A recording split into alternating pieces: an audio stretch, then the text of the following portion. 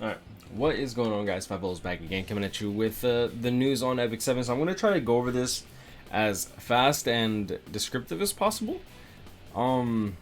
Just because these videos tend to take way longer than ever necessary, honestly. So going into it, as you can see here, an issue has been discovered when you disconnect over and over and over again with no other reason than to say that the server sucks. It really sucks, especially when you're doing Labyrinth and you're doing Hell Raid, and then it disconnects as soon as you try to open up the shop because the game hates me. No, but for real, yeah, so they still have absolutely no idea what the hell's going on with their disconnecting issues. Update details, notice delayed. Notice to inform the heirs that the update will be posted today. If any changes occur to the schedule, we'll update even further. Update content part 1, pet update. How to access the pet system. Get your account to level 20. Pet system will be automatically unlocked once an account has reached level 20 or higher. Tutorial will begin when the player enters the lobby or the pet house for the first time after reaching level 20. Adopt a pet, initial adoption, pick whichever one you want. 2 random skills, which is kind of interesting, so that means that you could probably make these little pets to your liking. I actually really like this little Flagon. He looks like a little he looks like a fat Charmander. He looks like a little mini Spyro. After completing the tutorial, players will be able to receive a 2nd generation battle type pet for free. Players will be able to select the pet they want. Pets are different in appearance only, and they all possess the same stats. Even if a player does not complete the tutorial, they will still be able to select a 2nd generation battle type pet. What about the generation 1?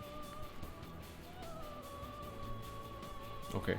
Players can manage and adopt new pets at the pet house. The players will be able to raise 30 pets initially and can expand their inventory to a maximum of 100 pets. Each increase costs 50 sky stones plus 5 slots, up to 6 pets. So 70 divided by 5. No. 70 divided by 5 times 50. So 700 crystals will max out your pet inventory slots.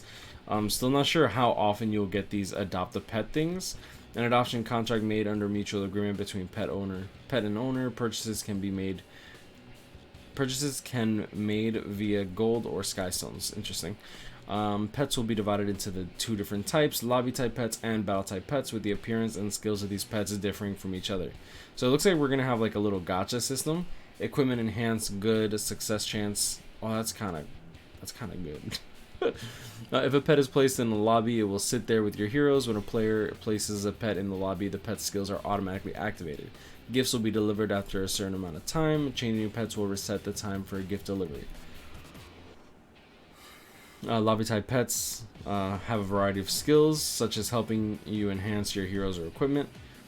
Gift types: flag X2, energy 60, gold 50, K. I mean, this is actually pretty good.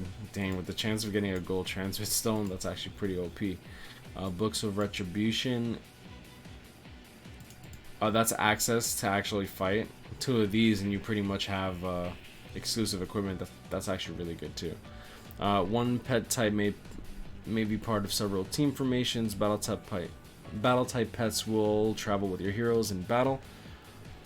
Variety of skills. Can use the item homemade snack in order to utilize the repeat battle function for stages that they have cleared before. Interesting. So the repeat battle function is going to be based on your homemade snacks. So this is obviously probably going to be limited. During repeat battles, your pet will automatically interact with all objects in a stage. So that's actually really cool. 6.75% chance to receive double AP in adventure and side story. AP and side story? Oh, okay, never mind. That's on unrecorded history. That's really good. You can only bring 1 at a time, though. Within the pet house, players can enhance, synthesize their pets in order to increase the level and generation. As the pet's generation increases, the maximum number of skills it can learn increases as well. Please note that pets will not gain XP even if they are taken into battle. Pet food will be used to enhance your pet. Synthesizing.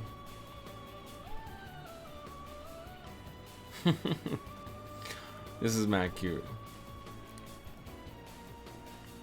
The higher the affinity level of your pet, the greater the efficiency of their skill. Players will be able to increase the affinity level by playing with their pet. Players can also significantly increase the affinity level of their pet by using an item, a stigma, or a toy.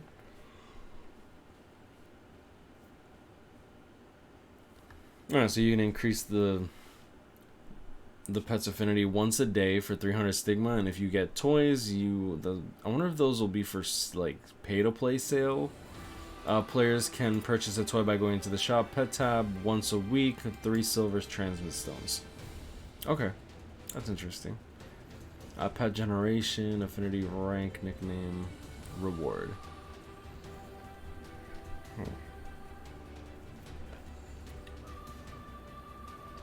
A number of skills a pet can learn depends on its generation. A 4th generation pet will be able to have 3 skills and 2 inherited skills. Wait, no, 2 inherited skills and 3 maximum skills. Interesting. Okay, so once you get a pet to generation 4, you'll be able to get the 2 inherited skills from fusing, and then you'll be able to get an extra skill. This is kind of convoluted, not gonna lie. Increased hero enhance XP, equipment chance. There's a lot of this. Okay. Increased chance to receive additional greater runes, epic runes, additional crafting materials, receive an additional piece of equipment. This increased chance to receive additional crafting materials sounds kind of OP. Receive extra AP sounds really good too. I feel like those are going to be like pretty much the go-to. Increased chance to receive an additional piece of equipment. This could be good, but RNG is usually a bitch, like, to be honest. Using homemade snack, players will be able to use the repeat battle function on stages they have previously cleared. Eligible repeat battling content. So you won't be able to do Labyrinth on auto. Well, I mean, I guess there are a lot of people doing Labyrinth on auto at this point, but you won't be able to do a Crack in the World or Labyrinth on repeat battling content. Okay, I mean, that's fair. A homemade snack. Obtain this item as a clear reward from adventure mode, side story hunt, or find it in treasure chests. Homemade snacks will not be consumed within the first clear. 1 homemade snack is consumed each time a player selects auto with repeat battling activated. Okay, so you actually have to click to auto. Well, you have to click to repeat the battle. Okay, that's cool. So you get the option to do that instead of it just automatically repeating. How to stop repeat battling. If your hero / equipment inventory is full, when you tap to stop the repeat battling function, if the restart battle when defeated option is not selected, and if a player does not have any homemade snacks. You can actually name the pet yourself. That's cool. Alright, I mean, that's cute.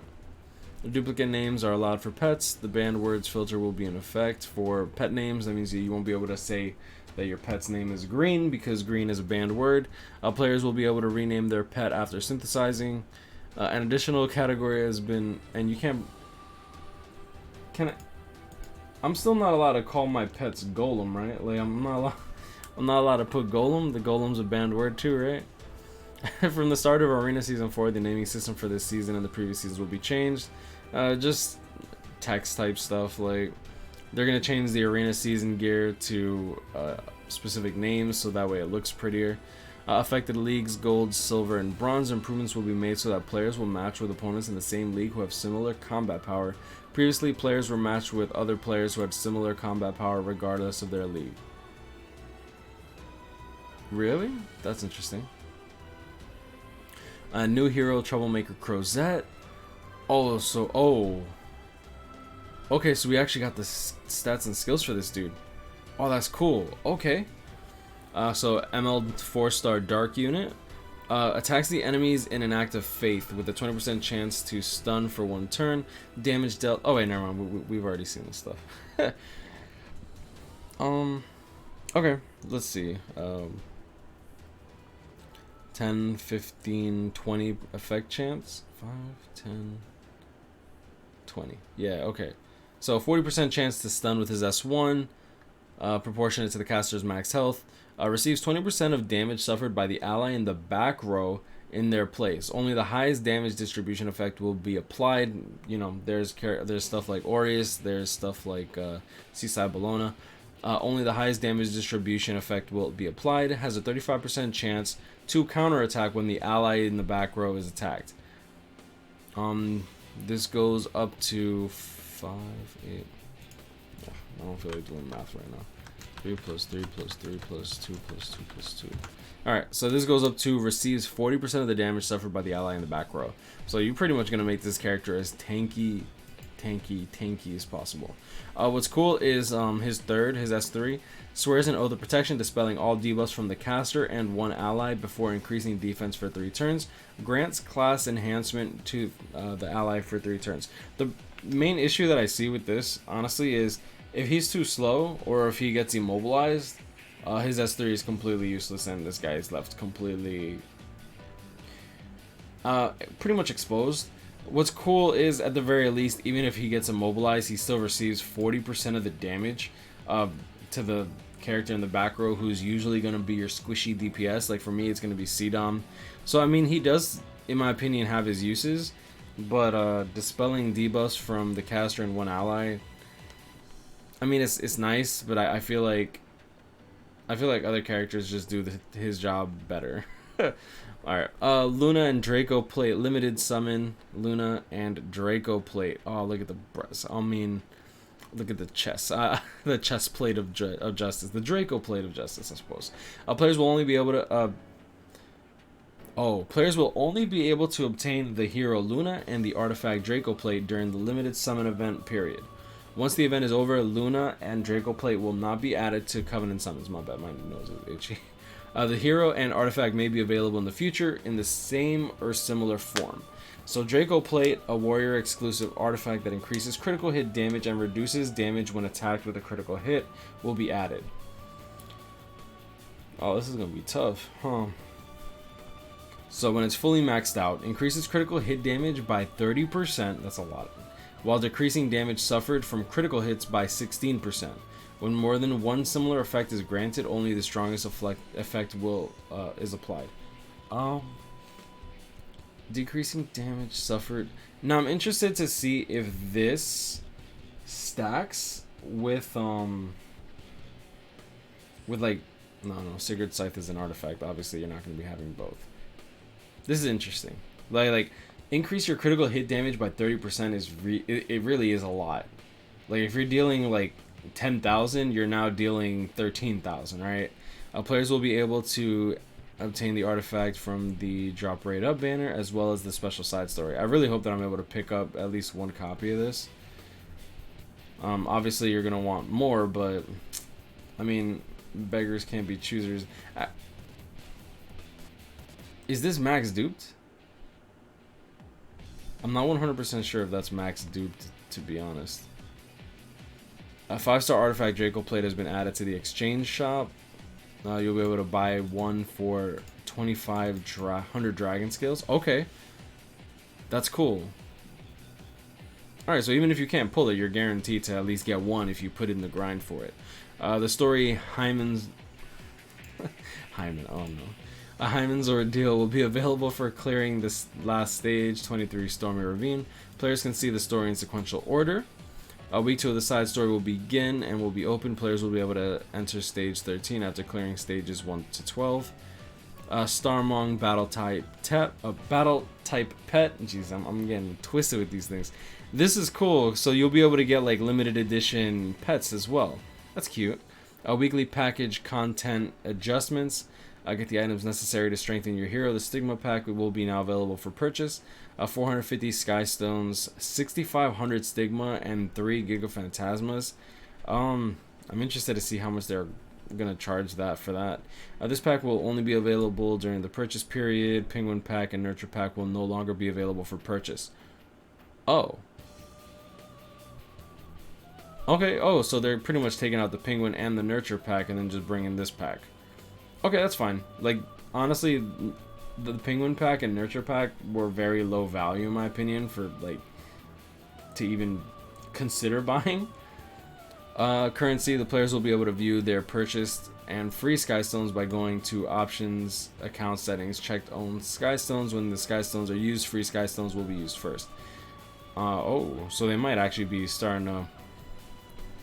I don't know if they're going to actually start making use of like the paid Skystones for like specific banners. That would be pretty cool if you could be like, alright, 950 Skystones, you're guaranteed at least 1 5-star or something like that. Just to make pay to play more valuable, right?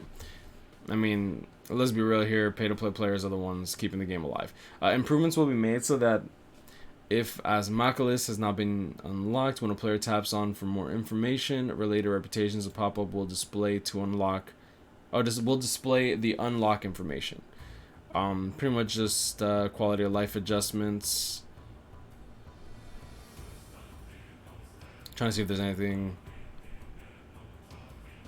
Can't really see anything that's too important.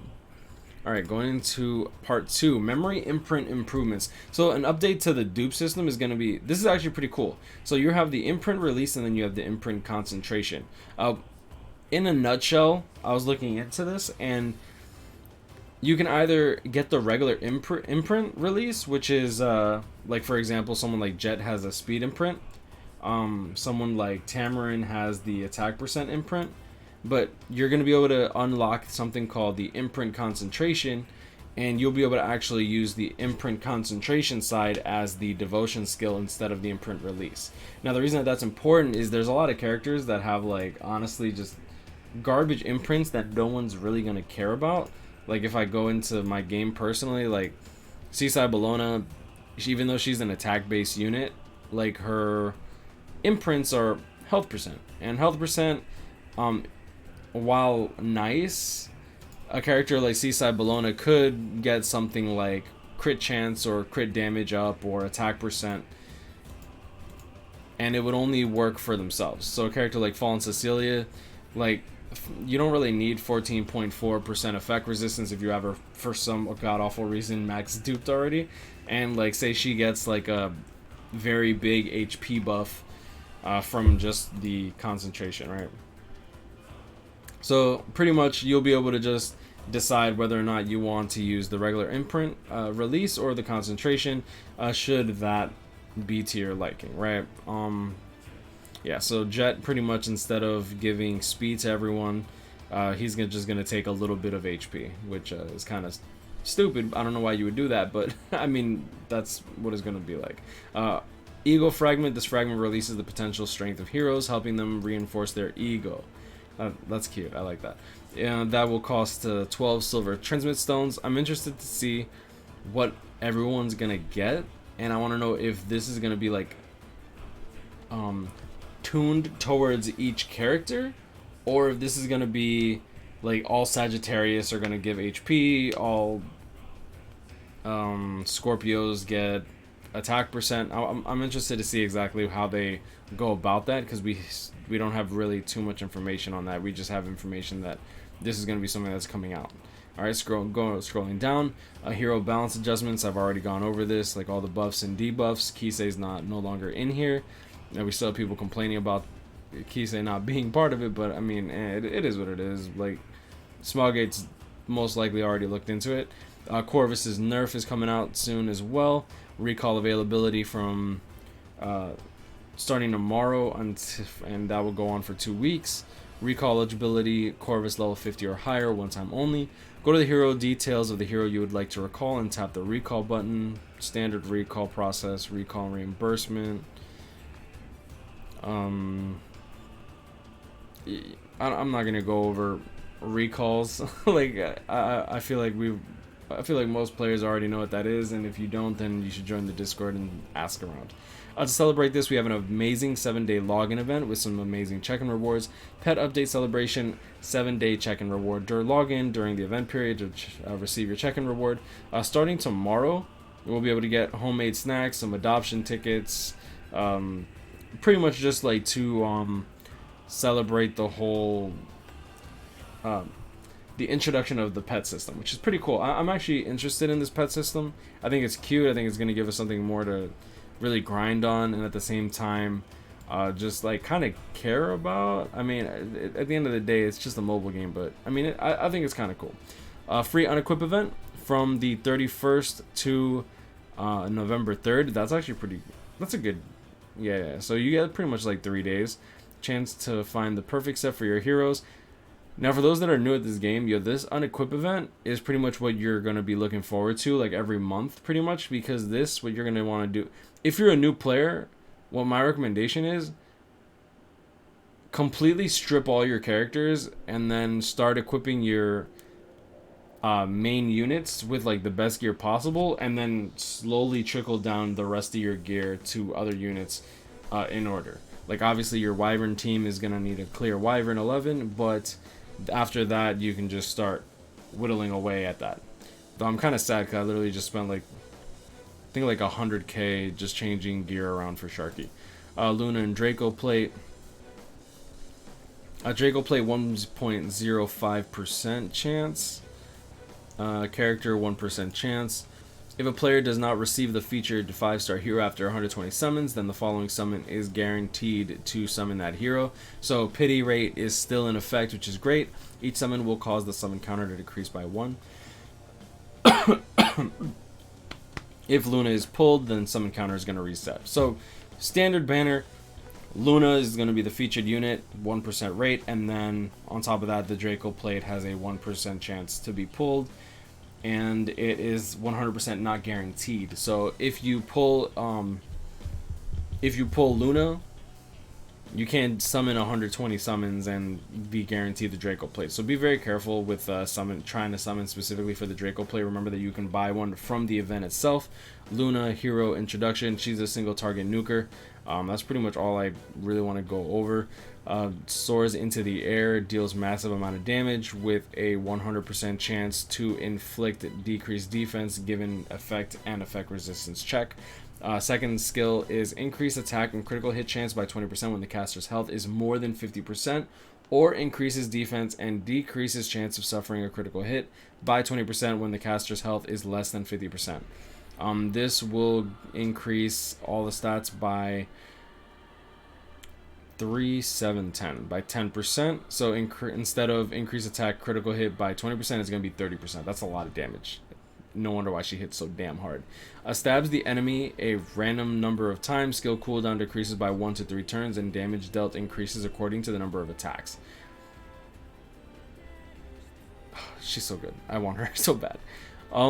Like, she's not I'm not gonna say that she's a necessary character, but she is a limited unit. She deals massive amounts of single target damage.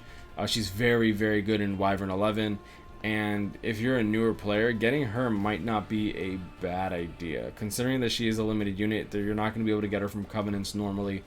So, yeah, I mean, if you can snag yourself a copy without, like, breaking the bank, I'd usually recommend it. There are a lot of people that are in late game that say it's like, oh, I don't even use her anymore, but, like, I feel like if you're still new to the game and stuff like that, like, she's definitely a very good addition to the team.